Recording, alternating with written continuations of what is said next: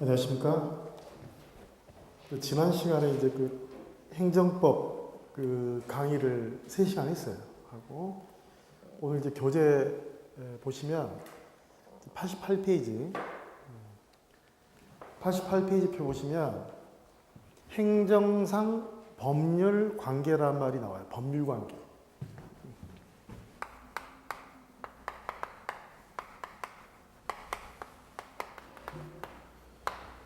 법률 관계란 말이 나오는데 여러분 이제 민법 총칙을 공부하면서 법률 관계라는 말을 배우게 돼요. 법률 관계란 말을. 이 법률 관계라는 건 쉽게 얘기하면 법이 규율하는 관계죠. 법이 규율하는 관계.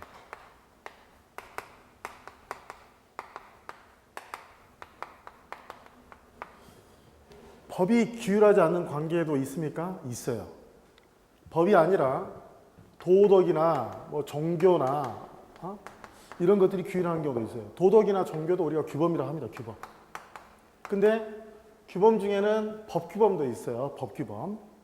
법은 항상 뒤에 누가 있냐? 국가가 있는 거예요. 국가가. 그래서 법을 지키지 않으면 국가가 법을 지키도록 강제를 합니다. 강제. 그래서 궁극적으로는 어떻게 강제를 하냐면 법을 지키지 않으면 통상적으로는 여러분 이제 민사사건 같으면은 여러분이 소송을 제기해요. 소송을 제기하면 그에 따라서 판결문이 떨어지죠. 재판이 떨어지면 이 판결문을 가지고 누구한테 가냐면 집행관한테 가요. 집행관한테. 그럼 집행관이 여러분을 대신해서 집행을 해줘요. 그러니까 이 법률관계에는 타율성이 있어요. 타율성. 법을 따르지 않으면 그대로 내버려두지 않고 강제적으로 법을 이행하게끔 만들어요. 그런데 이 법률관계에는 여러분이 민법에서 이제 공부하는 사법관계가 있어요. 사법관계. 법에는 공법도 있고 사법도 있거든요. 사법이 규율하는 관계를 우리가 사법관계라고 그러고 그 다음에 이제 공법이 규율하는 관계를 우리가 공법관계라고 해요. 공법관계. 그런데 여러분 이제 공법에는 여기 우리가 지금 배우게 되는 행정법만 공법이 아니에요. 가장 대표적인 공법 하나만 들어라 그러면 우리가 행정법을 들어요. 행정법을. 그런데 행정법보다 더 위에 있는 최고법인 헌법이죠. 헌법도 공법관계고요. 여러분 이제 범죄를 저지르면 그 사람이 죄가 있는지 없는지를 판단하고 나서 유무죄를 결정하는 게 이제 형법관계라고 해요. 형법도 공법관계예요. 그리고 소송법도 가장 대표적인 공법관계. 이게 민사소송이 됐건 형사소송법이 됐건 다 소송법은 공법관계예요. 그런데 우리가 이제 이 공법관계에서 공법의 가장 대표적인 걸 우리가 행정법을 딱 들었을 때 보통 공법관계가 더 큰 개념이지만 일반적으로 공법관계하고 행정법관계를 그냥 같은 말로 이해를 합니다. 이렇게 같은 말로. 사실은 공법관계가 더 크겠죠. 행정법관계 말고 여러 가지 공법이 더 있으니까. 그런데 아까 가장 공법에 있어서 가장 대표 주자를 하나 꼽아라 그러면 행정법이라고 하기 때문에 일반적으로 우리가 이제 공법관계다 그러면 그냥 행정법관계를 지칭합니다. 행정법 관계를. 그래서 거기 보면 지금 88페이지에 행정법 관계를 이제 이야기하려고 이야기하는 거예요. 행정상 법률 관계라는 거는. 그러면 이제 사법 관계에 있어서도 당연히 당사자가 있어요. 당사자가. 여러분 민법 공부하면 이제 권리주체란 말 배운단 말이에요. 권리주체. 권리주체. 그 다음에 권리객체를 공부하잖아요. 권리객체. 권리객체의 가장 대표적인 게 뭐죠? 물건이죠. 물건. 그죠? 그리고 권리의 객체는 다른 권리가 권리의 객체가 될 수 있어요. 그죠? 물건도 권리의 객체가 될 수 있다면 다른 권리가 권리의 객체일 수도 있어요. 이 권리 주체와 관련해서 여러분 이제 권리 능력이라는 개념을 배우고 행위 능력이란 말을 배우고 뭐 의사 능력이란 말을 배워요. 의사 능력이란 말. 민법에서 배우는데 그럼 행정법에서도 똑같이 뭐가 있겠습니까? 행정법 주체가 있겠죠. 행정법 주체가. 수요일날이 여러분 이제 민법 총칙을 양민 선생님한테 배우시잖아요. 행정법은 이게 자법이에요, 자법. 민법도 좀 기초 지식이 있으면 좋고, 뭐 형법도 좀 기초 지식이 있으면 좋고, 민사소송법도 좀 기초 지식이 있으면 좋아요, 이렇게. 그래서 요 권리 주체 개념이 이제 행정법 주체 그대로 되는데, 민법에서 권리 주체라는 건 뭐냐면 결국 법적 효과의 귀속 주체죠. 법적 효과. 법적 효과의 뭐라고요? 귀속 주체. 그래서 민법에서 권리 주체는 자연인하고 뭐가 있어요? 자연인하고 법인이다. 법인. 그러면 똑같이 행정법상의 어떤 법률 효과에 귀속 주체가 있는데 이걸 우리가 행정주체라 합니다. 행정주체. 여러분 이제 예를 들면 여기 자연인 말고 법인 있죠. 법인. 법인에는 뭐가 있나요? 대표기관이 있죠. 대표기관의 가장 대표적인 게 뭐예요? 이사죠. 이사. 이사 또 임시이사. 나중에 여러분 파산하면 어때? 청산하면 청산인. 이런 사람들이 다 기관이죠. 기관. 그럼 여기 대표기관이라고 그러죠. 대표기관. 이걸 한번 집어넣을까요? 민법은 이제 비영리법인데 상법상은 영리법이라고. 예를 들어서 삼성전자. 삼성전자라는 주식회사가 있고 삼성전자의 주식회사는 대표이사 아무개 있어요 없어요? 있어요. 근데 요 대표이사가 한 행위가 대표이사 개인한테 돌아오는 게 아니라 어디에 귀속이 돼요? 어디에? 삼성전자가 한 것이 된단 말이에요. 삼성전자가. 이 사람이 자기 개인적으로 자기 딸 있잖아요. 딸 초등학교 졸업식에 출석하는 거는 그건 회사와 상관없어. 그건 무슨 일이야? 자기 개인적인 일이니까 대표이사 아무개가 하지만 그에 대한 효과도 대표이사한테 미쳐요. 근데 이 대표이사가 직무상 한 행위는 이 대표이사 개인한테 효과가 들어오는 게 아니라 누구한테? 법인한테 귀속한다. 법인한테. 그럼 똑같아요. 자, 대한민국을 한번 쏩니다. 대한민국이 있고요. 대한민국이 있고 자, 경기도가 있어요. 경기도. 그 다음에 건강보험공단이 있다고. 건강보험공단. 서울대학교가 있다고 합시다. 서울대학교. 자, 대한민국은 뭐죠? 국가죠. 이거 뭐예요? 국가예요. 국가. 이거 뭐죠? 지자체죠. 이거 뭐예요? 이거는? 이거 뭐예요, 여러분? 자, 서울대학교는 영조물 법인이에요. 서울대학교 뭐라고요? 영조물 법인. 건강보험공단 뭐 이름 뭡니까? 예를 들어서 한국도로공사. 한국도로공사 뭡니까? 이것도 영조물 법인이에요, 이렇게. 그러면 대한민국에는 누가 있어요, 여러분? CEO? 대통령이 있어요, 대통령. 지금 현재 박근혜 대통령인 것이고 대통령 누구누구는 바뀝니다. 대통령은 대통령제를 폐지하지 않아 하는 존재예요. 대통령이 뭡니까 이게? 대통령이 뭐예요? 기관이요, 기관. 기관. 자, 경기도에는 누가 있어요? 경기도 도지사가 있죠? 여기 도로공사에는 뭐가 있어요, 여러분? 도로공사 사장이 있죠, 사장. 서울대학교는 누가 있어요? 총장이죠, 총장. 그럼 이런 총장, 사장, 도지사, 대통령 이런 사람들이 뭐냐면 이게 행정기관이라고, 행정기관. 알겠어요? 행정기관. 그런데 이 행정기관들 중에서 자기가 독자적으로 의사결정을 합니다. 의사결정을 하고 자기 이름으로 의견 표명을 할 수 있는 권한을 가진 기관이 뭐냐면 행정청이 되는 거예요. 행정청. 그러니까 행정청보다 행정기관이 더 큰 개념이지. 근데 보조기관이나 보좌기관이나 또는 의결기관이나 심의기관이나 다 이것도 왜 행정기관이죠. 다 행정기관이지만 이 사람들을 우리가 행정청이라고 하지는 않아요. 근데 행정법에서는 이 행정청이라는 개념이 굉장히 중요해요. 행정청이라는 개념이. 왜? 행정청이 뭘 하냐면 행정행위를 합니다. 행정청이 뭘 한다고요? 행정행위를 하고 행정청이 뭘 하냐면 처분해요. 처분. 행정청이 하는 행위 중에 가장 대표적인 게 이 행정행위하고 처분, 나중에 행정행위하고 처분과의 관계가 중요한 건데 행정청이라는 개념이 아주 중요하다고요. 그런데 이 행정청, 즉 행정기관이 한 행위가 그 효과가 행정기관에 기속합니까? 행정법 주체한테 기속합니까? 행정법 주체한테 기속해요. 그래서 우리가 이 행정법 주체는 우리가 뭐라고 하냐면 인격체라고 해요. 뭐라고요? 법인격체라고 해요. 얘는 법인격체가 아니야. 예. 행정기관이 법효과의 기속주체는 아니니까. 그러면 자, 이렇게 이제 공법관계에 있어서도 권리주체에 대비되는 행정주체라는 개념이 있어요. 행정주체가 있고 행정주체가 여러 가지 뭐 행정권을 행사를 해요. 행사. 누구한테 행사를 하냐? 행정객체를 상대로 행사해요. 마치 권리주체가 물건 있죠. 물건을 직접 지배하면 그게 물건이죠. 상대방에게 일정한 행위를 해달라고 요구하면 그게 채권이죠. 행정법 관계에서는 누가? 행정 주체가 누구한테? 행정 객체한테 여러 가지 행정 작용을 편다고. 행정 작용을. 요 행정 작용을 펴는 목적은 뭐고? 공익을 실현하기 위한 거고. 공익을 실현하는 거고. 그리고 요 행정 작용에서 제일 중요한 분류가 권력 작용하고 비권력 작용의 분류예요. 권력 작용하고 뭐의 분류? 비권력 작용의 분류예요. 여러분 잠깐 봐보세요. 여기 이제 계신 분 중에서 한 분은 올해 2차 시험 보신 분입니다. 올해. 그런데 이제 1차가 되면은 그 다음 해까지 유예를 해주잖아요. 그러니까 내년에도 또 2차를 볼 수 있는데 그냥 내년에 또 1차로 한 밥을 있어요. 그냥. 그러면은 내명년까지도 볼 수 있잖아요. 이게 시험을.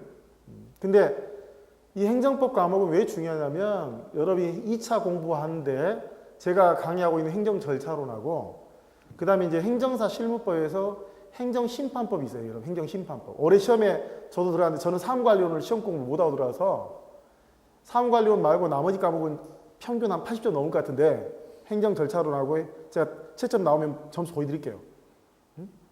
다른 데 강의 다니라고 사무관리론 공부를 못하고 들어가서 근데 민법 계약법이나 이런 것도 제가 그냥 머릿속에 있는 것이니까 하는데 그 민법 과목하고 달라요. 행정법은 1차 공부가 그냥 2차 공부야. 1차 공부가 무슨 공부라고요? 그냥 2차 공부야. 2차 공부. 그래서 적어도 행정법 공부를 여러분 잘해 놓으시면 그 행정 절차로는 거저 먹게 되고 또 행정사 실무법에서 행정심판법은 끝나요. 아시겠어요? 비송사건 절차법만 좀 신경 쓰면 두 과목이 날아간다고요. 두 과목이. 1차 공부할 때부터 이 행정법이 신경 써요. 저기 행정절차법하고 뭘 염두에 둬야 돼요? 행정사, 실무법의 행정심판법. 또 사무관리론 안에서도 민원사무 처리에 관한 법률하고 민원사무 처리에 관한 법률은 행정법 총론 공부하면서 나와요. 그러니까 사무관리론에서도 한 문제는 먹고 들어가요. 이번에 공부 안 했지만 복합민원은 잘 썼어요. 저도. 무슨 지식으로? 행정법 지식으로. 행정법 지식으로. 행정법이 다 나오는 것들이에요. 그래서 여기 행정법 관계가 나오면 항상 관계란 말이에요. 관계. 사람과의 관계라면 한 사람만 있으면 관계란 말이 성립되지가 않아요. 적어도 두 사람이 필요해요. 두 사람이. 그래서 보통 한쪽을 뭐라고 해요? 행정? 주체라고 그러고 그 상대방을 뭐라고 해요? 행정 객체. 근데 이 행정 주체의 가장 대표적인 게 첫 번째가 국가예요. 국가. 그 다음 뭐가 있어요? 공공단체. 뭐가 있어요? 공공단체. 그 다음 마지막으로 공무? 수탁사인, 수탁사인. 근데 이 공공단체 안에 뭐가 있어요? 첫 번째 지자체가 있어요. 뭐가 있어요? 지자체. 두 번째 뭐가 있어요? 공공조합. 영조물, 법인. 또 공법상 재단. 그러니까 우리 여러 민법에서 공부할 때 사단법인도 나오고 재단법인도 나오죠. 요 공공조합이 사단법이에요. 사단법인. 이 공법상 재단이 무슨 법인? 재단법이냐. 근데 여러분 객관식에 이 공법상 재단 시험이 안 나와요. 알았어요? 공법상 재단은 시험에 나오지를 않아요. 그래서 공부할 거는 이제 실질적으로 지자체 좀 공부하고 그 다음에 이 공공조합하고 영조물 법인 정도 알고 오히려 공무수탁상이 중요하죠. 공무수탁상이. 그래서 88페이지 어차피 여기 인문강의란 말이에요. 인문강의고 실질적으로 2차하고 연관된 강의는 다음 달부터 이제 기본 강의 들어가면서 자세하게 들어갈 수 있는 거고 제가 한 70페이지 정도 책을 썼는데 그 70페이지 분량 정도는 또 끝내야 되잖아요. 그래서 88페이지 와보시면 1번에 제가 행정주체하고 2번에 공무수탁상으로 바로 써버렸어요. 그리고 위에 보시면 자 행정주체에서 중요한 말이 자기 이름과 책임으로 행정을 행할 권리와 의무를 가진 행정법 관계 일방 당사자를 이제 행정주체하는데 보다 정확한 표현은 자기 이름과 책임으로 행정을 행할 권리와 의무를 가진다 이 말은 이 법적 효과의 기속 주체라 이런 소리 아시겠어요? 다 필요 없고 종류의 주체 국가 줄치고 공공단체 줄치고 그 다음 공무수탁상이 있어요. 공무수탁상. 그리고 이제 그 공공단체 안에 지자체, 공공조합, 영조물법인, 공법상 재단이 있다. 그리고 그 구별 기점에 보시면 행정주체란 말하고 행정기관하고 행정청이란 말을 구별해야 되죠. 특히 형광펜 행정청이다. 형광펜 행정청. 특히 행정기관 중에서 자기가 의사결정을 해서 대외적으로 의견 표명을 할 수 있는 권한이 있는 기관 이걸 우리가 뭐라 한다? 행정청이란다. 그리고 이제 공무수탁사위는 워낙 중요하니까 따로 빼놓은 거예요. 아시겠어요? 2번 목차로 따로 떼놓은 거예요. 아셨어요? 그리고 이제 공무수탁사인이라는 거는 이제 이 공무수탁사인도 이제 행정 주체가 되는데 이 공무수탁사인은 뭐냐 그러면 이 국가나 공공단체로부터 일정한 업무를 위탁받은 거예요. 위탁받아. 위탁받으면 국가나 공공단체에 있는 그 권한이 이 공무수탁사인한테 이전이 돼요. 이전. 이 권한 자체가 이쪽으로 뭐 하다고요? 이전이 돼. 이전이. 그러면 이 공무수탁사인은 국가나 공공단체가 시키는 대로 하는 게 아니라 자기 책임하에 자기 이름으로 여러 가지 행정작용을 펼 수 있어요. 그러니까 이 공무수탁사인이 뭐일 수도 있어요. 공무수탁사인이 행정청일 수도 있어요. 그러면 공무수탁사인도 처분을 할 수 있다 없다? 있다. 그래서 자 공무수탁사인은 원래는 뭐야 사인이야 사인. 조직법적으로 보면 공무원이 아니죠. 객관적으로 보면 그냥 개인이에요 개인. 근데 국가나 공공단체로부터 일정한 권한을 위탁받아서 누구의 이름으로? 공무수탁사인 자신의 이름으로 여러 가지 행위를 하는 걸 우리가 공무수탁사인이라 공무수탁사인. 그래서 뭐 사례를 들어놨는데 그 사례 보면 예를 들면요. 여러분 별정 우체국 업무가 뭔지 아십니까 여러분? 여러분 택배 보낼 때 가면 택배 요즘에 우체국이 아닌데 보면 보통 부부 같죠? 할머니 할아버지 연세 되신 분들이 둘이 앉아서 저울 대놓고 나서 하시는 분들 있죠? 그분들 뭐야? 사인이야 사인. 근데 사실은 그분 전력이 있어요 전력이. 전직 뭐냐? 우체국 공무원 업무를 하신 분들이야. 한 30년 정도 하고 나서 뭐 은퇴하시면 이런 업무를 할 수 있도록 줘 이렇게 줘. 이미 은퇴했으니까 사인. 실질적으로는 이 우체국 업무는 공무인데 이걸 사인한테 맡겨요. 그리고 우리가 이 공무수탁사인한테 국가가 이런 일을 맡기면 국가나 공공단체가 할 일이 부담이 줄죠. 그리고 이 사람들은 전문가예요. 뭐라고요? 전문가. 그러니까 훨씬 더 이 사람들이 일을 수행하는 게 효율적이에요. 그래서 국가는 이 전문가들의 전문성을 활용을 해서 업무의 효율성을 증대시키고 또 국가가 비용 딴지 않죠. 그거 킬로그램 잰 다음에 누가 돈 받아요? 국민들한테 받으니까 국가는 어때? 예산을 절감할 수 있죠. 그러면서도 일반 사인들의 전문적 지식을 활용할 수 있어요 없어요? 있죠. 자 국가가 직접 한 게 아니라 이렇게 공무수탁사인한테 맡겨서 하는 행정들을 우리가 위임행정이라 해요. 무슨 행정? 그럼 가면 갈수록 위임행정은 늘어날 수밖에 없지요. 그래서 취지 보시면 셋째 줄에 사인이 가는 독착성이나 전문지식이나 이런 것들을 활용해서 행정의 효율을 증대하고 행정공에 적정한 수단을 도모하는 게 바로 공무수탁사인의 제도예요. 아시겠어요? 그래서 머릿속으로 뭐만 하면 국가, 공공단체, 공무수탁사인. 공공단체 안에 뭐? 지자체, 공공조합. 여러분 공공조합의 가장 대표적인 게 뭐죠? 재건축조합. 무슨 조합? 여러분 이제 도시 및 주거환경 정비법, 여러분 부동산 공법이라고 공인중개사 공부하시다 보면 재건축조합 결성이 나온단 말이에요. 재건축조합. 그럼 재건축조합은 사실은 조합원들 구성이 이곳이 만약에 뭐 재개발한다 그러면 그 재개발에 찬성한 사람도 있고 반대하는 사람도 있어요 없어요? 있어요 또. 법이 요구하고 있는 예를 들어 4분의 3의 이상의 동의가 필요하다 또는 3분의 2 이상의 동의가 필요하다. 그럼 자발적으로 재건축조합을 결성을 해요. 조합 결성한 다음에 조합만 결성이 되면 이 사람들이 재건축조합으로서 활동할 수 있는 게 아니라 행정기관으로부터 인가를 받아야 돼요. 행정기관으로부터 뭐를? 인가를 받아요. 인가. 그러면 재건축조합이 뭐가 되는 거죠? 행정주체가 되는 거예요. 행정주체가 된다는 이야기는 토지를 수용할 수도 있기 때문에 마치 전형적인 국가기관처럼 마치 이 재건축조합도 뭐처럼? 행정주체처럼 활용하는 거예요. 그래서 재건축조합을 설립한 다음에 관계행정기관으로부터 인가를 얻고 그리고 그 인가만 있는 게 아니라 그거는 행정주체라는 권한을 주고 있기 때문에 특허적 성격도 있어요. 인가적 성격과 함께 특허적 성격이 동시에 있는데 재건축조합 같은 것들이 가장 대표적인 뭐다? 공공조합이다. 그건 재단법이 아니라 사람들의 집합이기 때문에 사단법이 되시다는 거예요. 사단법이. 그 정도 보시면 되고 밑에 88페이지에 밑에 행정객체가 나와요. 행정객체가. 행정객체는 가장 대표적인 사람이 누굴까요? 국민. 누구? 근데 여러분 국가가 예를 들어서 서울특별시를 상대로 서울특별시는 지자체죠? 국가가 또 누구를 상대로? 국민건강보험공단 국민건강보험관리공단이죠. 보험관리공단을 상대로 해서 여러 가지 작용을 펼 수 있어요, 없어요? 있어요. 그러니까 대부분 원칙적으로 행정객체는 국민이지만 공공단체도 행정객체가 될 수가 있다. 다만 국가는 시온적인 행정주체이기 때문에 국가는 행정객체가 될 수가 없다. 그래서 똑같은 행정주체라 하더라도 국가하고 나머지 행정주체는 구별할 필요성이 있다.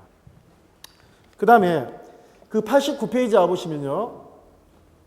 그 법률 요건하고 법률 사실이 나와요. 근데 요거는요, 제가 안 가르칠게요. 요거는 여러분 민법총칙 공부하면 법률행위 파트를 법률행위. 법률행위도 일종의 법률 요건이거든요. 그리고 그 법률 요건을 구성하고 있는 개개 사실을 우리가 뭐라 그래요? 법률 사실이라, 법률 사실. 그래서 그 법률 요건, 법률 사실 부분은 따로 설명하지 않아요. 그래서 여러분 민법 총칙 양민 선생님한테 강의 들을 때 보시고, 제가 아까 행정법은 자법이라고 했잖아.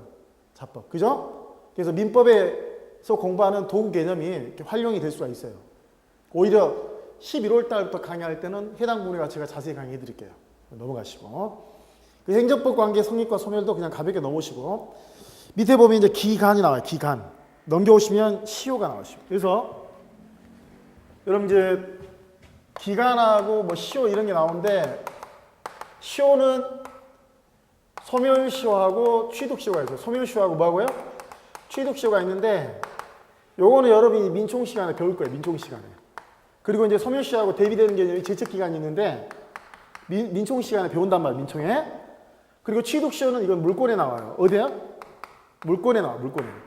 요 기간은 뭐지? 기간은?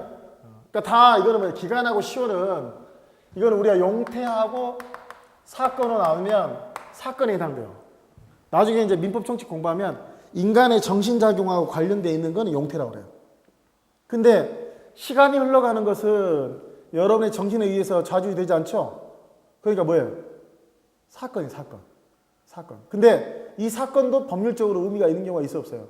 있어요. 근데 여러분 이제 민법 총칙 공부하면서 뭘 배우냐면 초일불산입의 원칙을 배워요.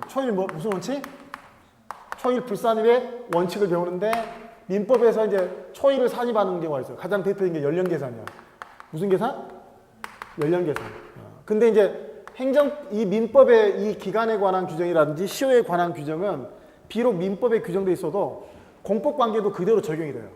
행정법 관계에도 여러분 민법 총칙에서 배우는 기간에 관한 내용들하고 시효에 관한 내용들이 그냥 행정법 관계에도 대체적으로 그대로 적용이 된다고 아시겠어요? 민법은 무슨 법? 사법. 사법. 행정법은 사법이 아니라 뭐? 공법. 원래 사법은 공법 관계에 적용되는 게 아니라 어디만 적용돼요? 사법 관계에만. 공법 규정은 원래 어디만 적용되고? 공법 관계에만 적용이 되고, 사법 규정은 사법 관계에만 적용되는 게 원칙이야. 근데 몇몇 규정들은 민법에 있다 하더라도 그게 민법만의 원칙이 아니라 모든 법의 일반 원칙인 것들이 있고, 서로 간의 약속이, 이건 하나의 약속이죠, 우리가. 기간을 계산할 때 어떻게 할 것이냐 하는 건 이거는 약속이죠. 법 기술적인 뭐예요? 약속. 그래서 비록 사법인 어디에? 민법에 규정이 돼 있다 하더라도 이게 행정법 관계에도 그대로 적용된다 안 된다? 적용된다 안 된다?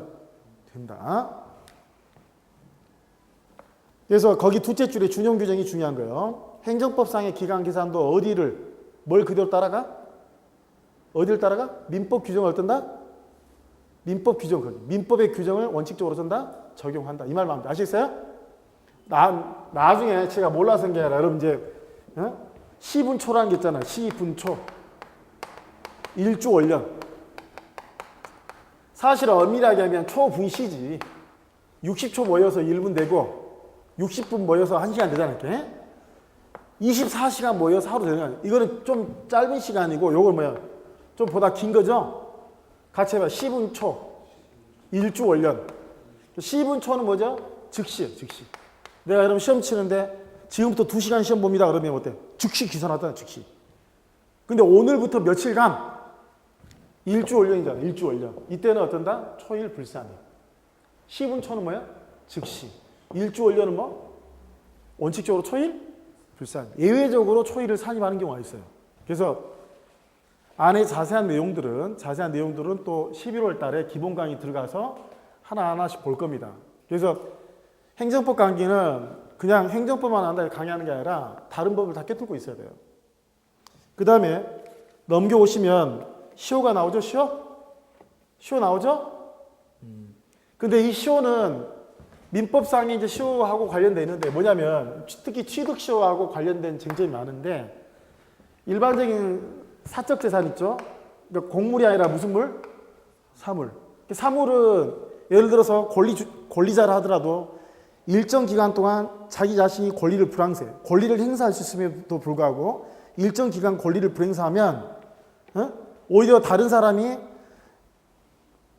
소유의 의사로 이 사물을 일정 기간, 그 시효 기간 동안 점유를 하게 되면 점유 취득시효를 하거나 또 등기가 돼 있으면 등기부 취득시효를 통해 가지고 원래 진정한 권리자는 권리자가 아니게끔 되고 오히려 권리자가 아닌 사람이 권리자가 돼버리는 이런 허무맹랑한 제도가 있어요. 그러니까 객관적으로 생각하면 진정한 권리자의 희생하에 겉으로 보이는 권리 행사자를 믿고 거래한 사람들을 보호해주기 위해서 진정한 권리자를 희생시키는 제도가 시효제도인데 이 우스꽝스러운 제도가 우리 민법에 엄연히 존재해요. 그러니까 사물 같으면 진정한 권리자가 그 권리를 그대로 내비두는데 다른 사람은 이걸 자기가 소유자가 되려고 일정 기간 점유해보면 다른 사람이 소유자가 돼버린다고요. 그러니까 취득시효가 허용이 돼. 그러나 공물은 우리 민법에서 이야기하는 취득시효가 허용된다, 안 된다? 안 된다. 그래서 사실은 이제 취득시효하고 소멸시효가 쉬운 게 아닌데 행정법에서 공부할 때는 공부할 게 뻔해요. 뻔해. 그래서 하여간 민법에서 논의되는 시효제도가 있다. 그 다음에 5번하고 6번이 사무관리하고 부당이득인데 그 사무관리하고 부당이득인데 여러분 부당이득 옆에 썼어요. 부당이득은 사건입니다. 부당이득은 뭐라고요? 사건. 사무관리는 사건이 아니에요. 사무관리는 사건이 아니에요. 사무관리는 사무관리자가 본인을 위해서 업무를 처리한다는 의사가 필요하기 때문에 그건 사건이 아니라고 아시겠어요? 그런데 이제 여러분이 민법 2차 시험 공부할 때 계약법을 봐요. 계약법만 보는데 원래 이 계약법은 채권 총론이 아니라 채권 강론 부분이에요. 채권 강론. 근데 요 계약법에는 이제 계약 총론하고 계약 총론 있죠. 계약 총론하고 계약 강론이 있어요. 계약 강론이. 근데 요거는 약정 채권이죠. 무슨 채권? 약정 채권. 당사자의 의사 표시에서 채권 채무 관계가 성립이 되는 거예요. 딱 여기까지만 시험이야. 이번에 그 2차 주관식 시험이. 근데 요거 말고 뭐가 있냐면 법정 채권이라는 게 무슨 채권? 법정 채권. 법정 채권에 뭐가 있냐면 사무관리하고 부당이득하고 불법행위가 있어요. 사무관리, 부당이득 뭐라고요? 불법행위가. 그러니까 여기 지금 공법상 사무관리하고 공법상 부당이득도 사실은 민법적 지식이 있으면 그걸로 끝나는 거 아시겠어요? 행정법의 문제가 아니라 민법 이야기하면 그거를 근데 민법에 규정되어 있지만 행정법 관계에도 그대로 준용이 돼요. 아시겠어요? 근데 이제 사무관리하고 부당이득은 2차 시험 과목이 아니야. 계약법에 안 들어있지. 계약 발생 원인은 당사자의 의사에 의해서 계약이 발생하는 경우도 있고 당사자는 그런 의도가 없어. 잘 봐봐요. 예를 들면 불법행위 하나 설명할게요. 자, 교통사고래요. 교통사고. 자, 갑이라는 사람이 을이라는 사람을 받아버렸어. 그러면 을은 갑을 상대로 해서 여러분 쉽게 생각하면 손해배상 청구를 할 수 있다고 그러죠? 아니, 사고를 당한 사람은 근데 갑하고 을하고 계약 맺은 적 있어요? 없어요. 그런데 그 상태를 그대로 내버려 두면 뭔가 불합리하다는 생각이 들어요, 안 들어요? 들어요. 그래서 법에서 민법 750조에서 뭐라고 했냐면 불법행위를 저지른 사람은 불법행위 피해자에게 손해배상을 하라. 금전적 손해배상을 하라라고 돼 있어. 그러면 피해자는 뭐가 되냐면 채권자가 되는 거예요. 법에 의해서 피해자는 뭐가 돼요? 채권자가. 가해자는 뭐가 되고? 채무자가 되고. 그럼 피해자는 가해자한테 무엇을 근거로 손해배상을 청구할 수 있어? 불법행위를 근거로. 민법이 규정하고 있는 불법행위를 근거로 법에 규정이 있다니까요. 법에. 그 규정을 근거로 해서 손해배상을 해달라고 요구할 수 있다 없다? 있다. 그러면 가해자는 뭐가 돼? 채무자가 되고 피해자는 뭐가 돼? 채권자가. 그래서 여러분 얻어맞은 사람은 발 뻗고 잔다 그러잖아. 얻어맞은 사람 뭐야? 근데 이빨 부러졌는데 발 뻗고 잠이 안 오죠. 그래서 그 사무관리하고 부당이득은 다 무슨 문제다? 사실 이제 민법상의 문제라는 거 아시겠어요? 그래 보시고.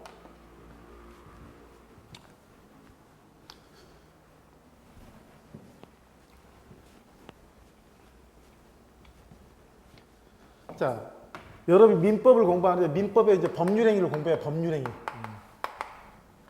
법률행위를 이제 공부하는데 사실 이 법률행위는 사법행위 있죠. 한자로 쓰면 사법행위도 있어. 사법행위도 있고 우리 행정법에서 공부하는 공법행위도 있어요. 무슨 행위? 공법행위도 있어요. 공법행위. 그럼 일반적으로 사법행위는 누가 합니까? 누가 해? 사인이에요. 사인. 공법행위는 주로 누가 합니까? 행정주체가. 누가? 행정주체가. 그러면 여러분 사법행위는 사인만 하고 행정주체는 안 합니까? 행정주체는 안 해요? 아니에요. 행정주체도 해요. 예외적으로. 자, 주로 행정주체가 공법행위를 하는데 사인도 합니다. 그러면 사법행위하고 공법행위를 구별하는 건 뭘로 구별하면 효과를 구해요. 뭘 가지고요? 효과. 효과가 사법적 효과냐 아니면 공법적 효과냐 이제 어렵게 생각하지 말고 사법적 효과는 지 잘 먹고 잘 살자고 하는 거야. 누구의 이익을 위해서?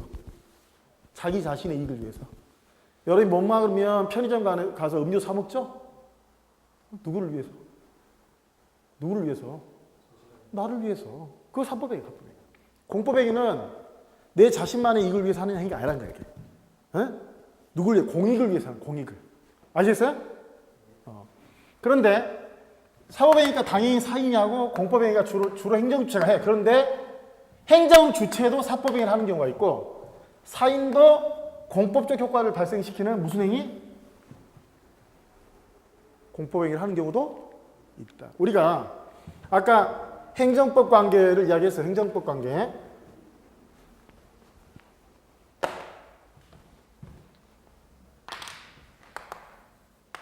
행정법 관계는 결국 이제 행정법이 규율하는 관계야. 무슨 법이? 행정법. 근데 이 행정법 관계를 우리가 이제 공법 관계라고 그래요. 공법 관계.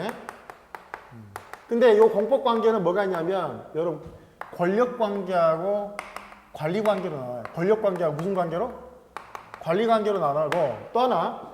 자, 이 행정법 관계는 일방 당사자가 누구냐면 일방 당사자가 행정 주체라 해야 돼. 일방 당사자가 누구?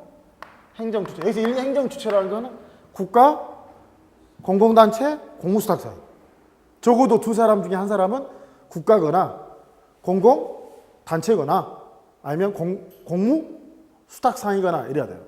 그런데 자, 일방 당사자가 행정 주체인데 이렇게 권력 관계인 경우도 있고 관리 관계인 경우도 있고 여러분 국고 관계가 있어요. 무슨 관계? 국고 관계라는 게 있고 행정사법 관계라는 게 있어요. 무슨 사법? 행정사법 관계라는 게 있어요.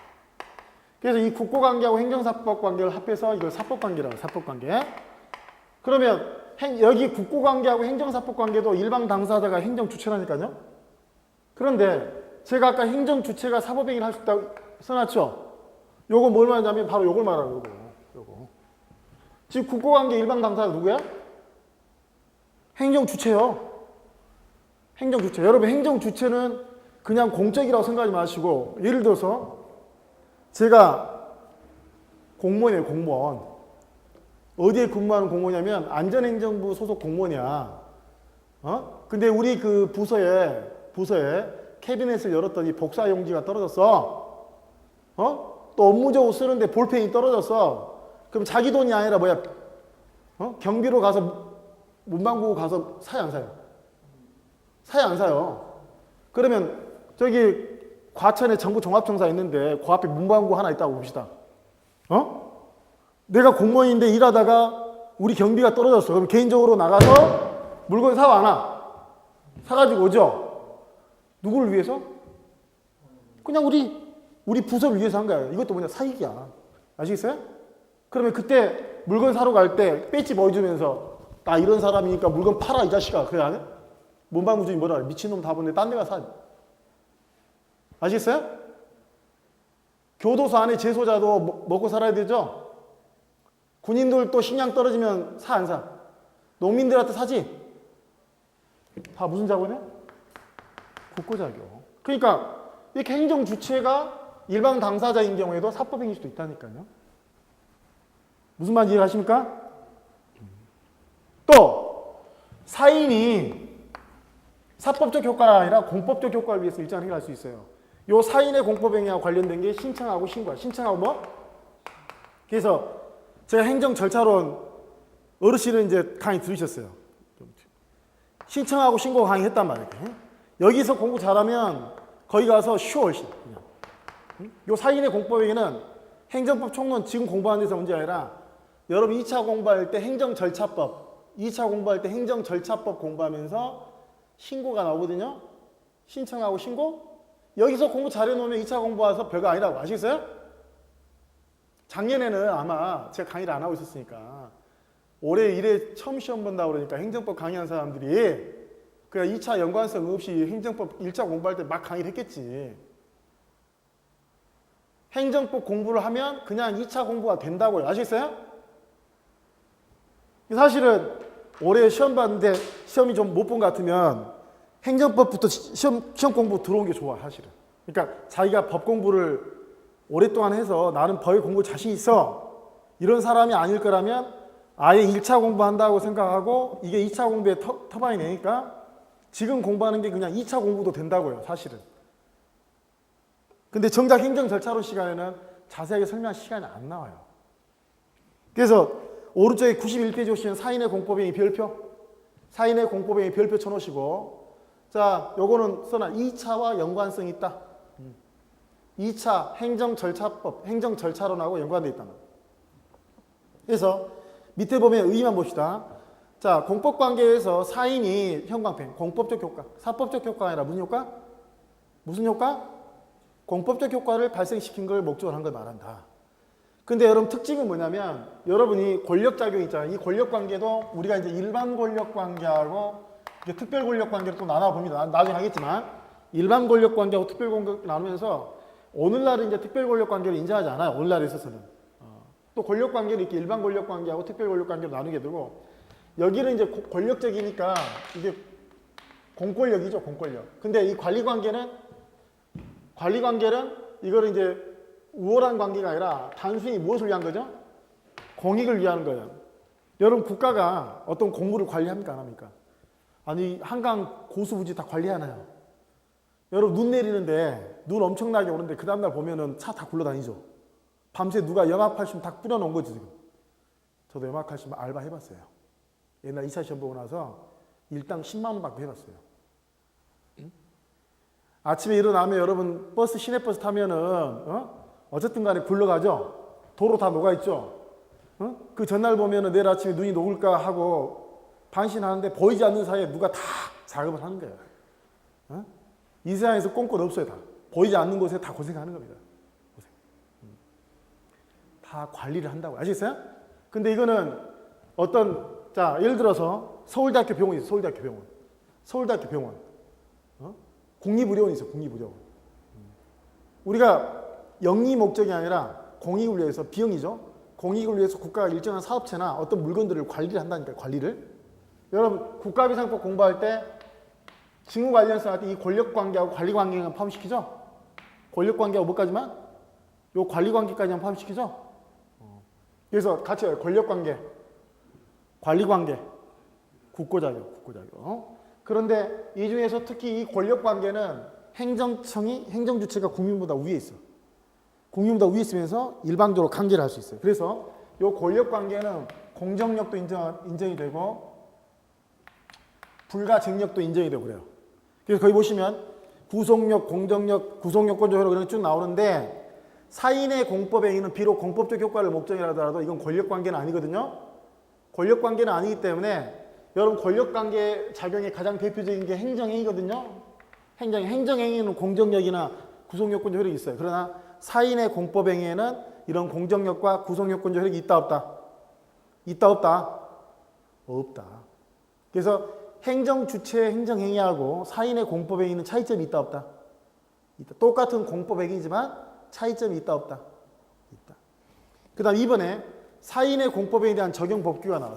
원래 이제 사인의 공법에는 여러분 민법 적용해야 될까? 민법 적용해야 됩니까? 행정법 적용, 공법 적용해야 됩니까? 공법행위잖아요. 그런데 행정 관련 법령을 다 뒤져보니까 없어. 사인의 공법행위에 대해서 어떻게 할 것인지에 대해서 규정이 없다고요. 그럼 여러분 이제 민법 총칙 공부하면 민법 총칙은 사법만의 총칙 규정에 그치는 게 아니라 모든 법의 총칙 규정이란 말이 있어요, 없어요? 그러니까 거기 밑에 보면 의사능력, 행위능력, 대리, 효력 발생 시기 쭉 나오거든요. 그죠? 그래서 민법을 쭉 보는데 여러분 의사능력은 무효죠, 무효. 의사능력은 무효죠.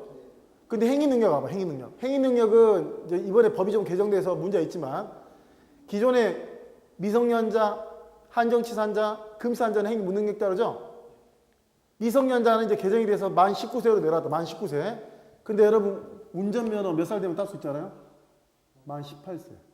만 18세면 민법상 능력자, 무능력자.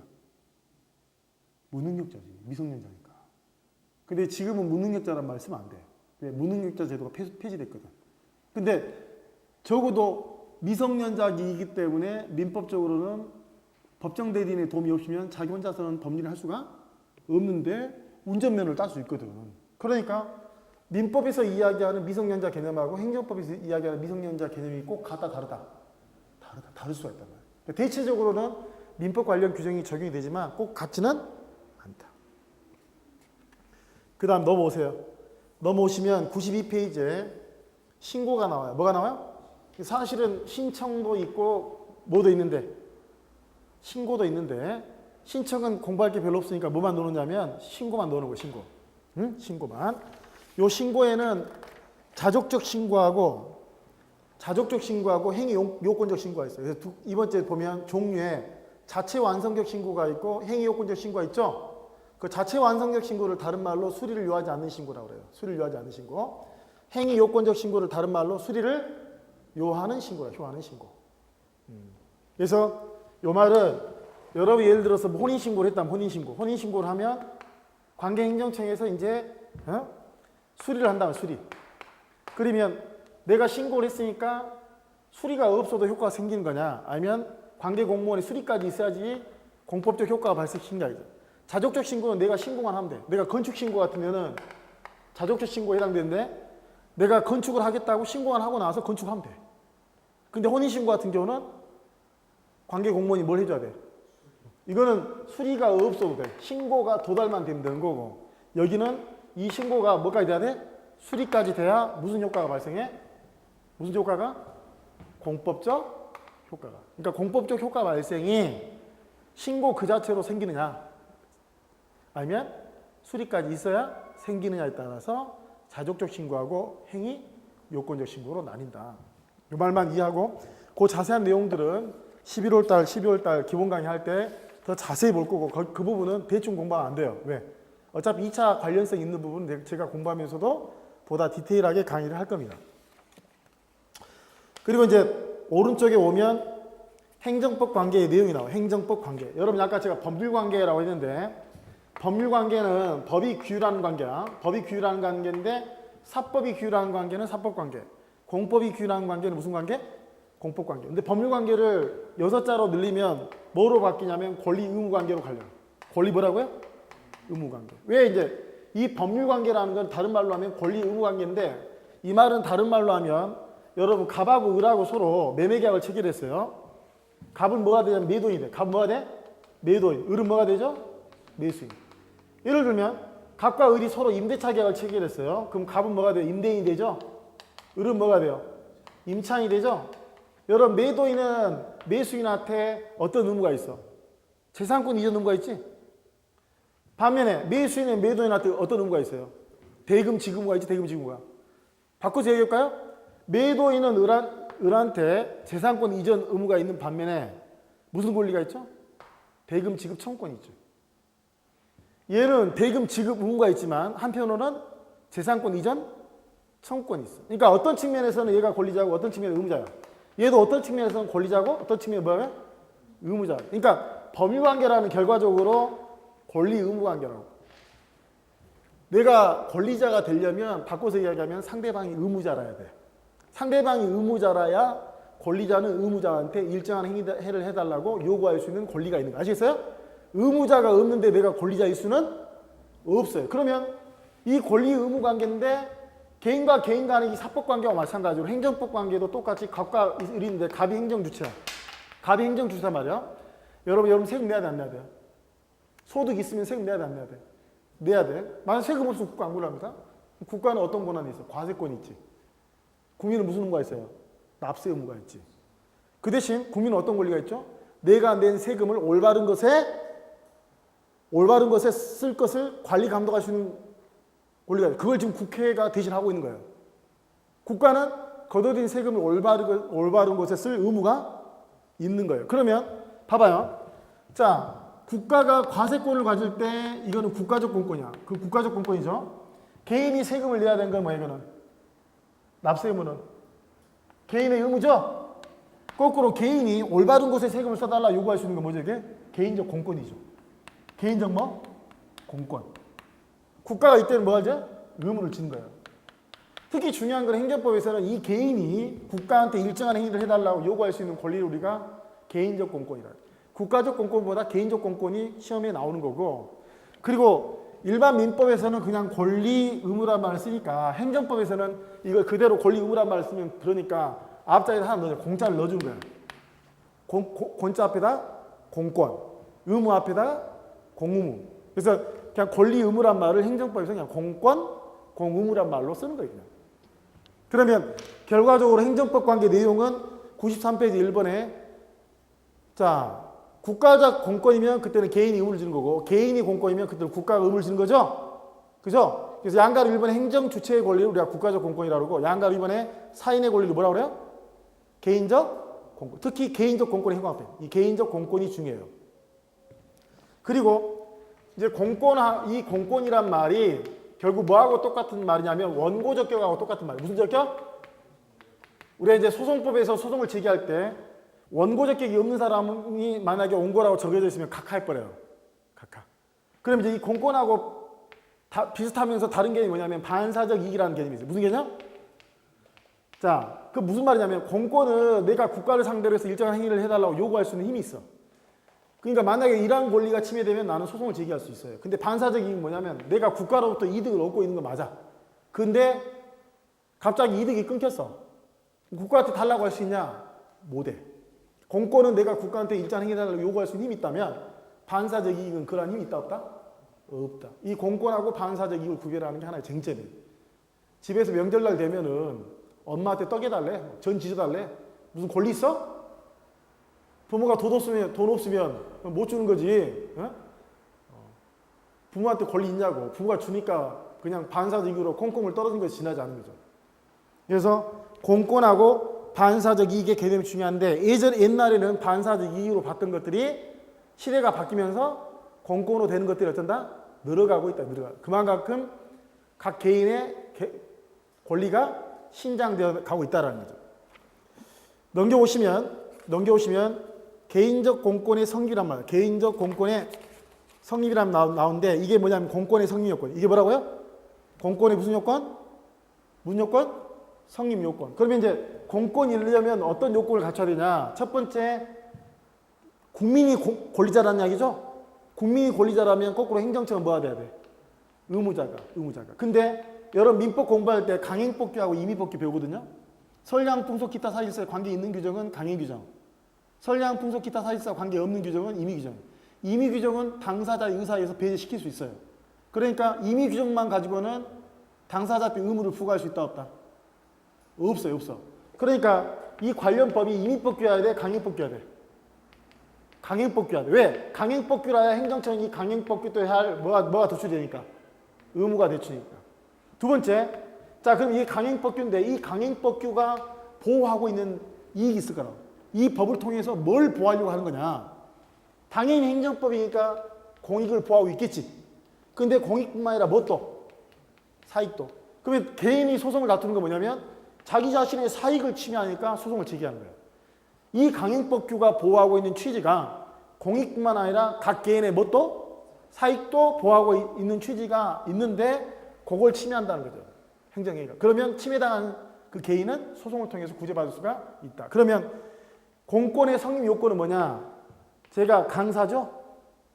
제가 뭐예요? 강사잖아, 강사. 공권의 성립 요건은 강사야, 강사. 강행법규의 존재, 이론에서 의무가 도출이 되고 관련법이 공익뿐만 아니라 모두 사익법. 그래서 거기 두 번째 보면 성립 요건이 중요한데 성립 요건에 1번의 의무의 존재라고 돼 있죠? 그 1번의 의무의 존재란 말이 바로 강행법규고 2번에 사익보호의 존재 이게 뭐야? 이게 사익이 사익. 그리고 이때 법률의 범위를 당해 법률로만 볼 거냐 아니면 관련 법률까지 고려할 거냐 법을 넘어서 헌법상 기본권까지 고려할 거냐의 문제가 논의가 되는 겁니다. 자, 한 10분 정도 쉬시겠습니다. 기존에 또 공부했었던 사람들도 스무스하게 들어올 거고 하여간 오늘 끝나고 나면 앞으로 이틀 더 할 건데 여러분 교과서 넘겨오시면 144페이지까지 제가 이제 그 행정법 총론에 해당된 것만 핵심적인 것만 인문서를 자료를 달라고 해서 넘겨준 거거든요. 그래서 이번 4주에 걸쳐서는 아웃라인을 보는 겁니다. 아웃라인을. 그래서 이걸 기초로 해서 큰 틀을 보고 실제 세세한 내용들은 또 11월 달부터 전개가 되니까 11월 달에 또 별도 책이 있어요. 한 10분 정도 쉬어있습니다.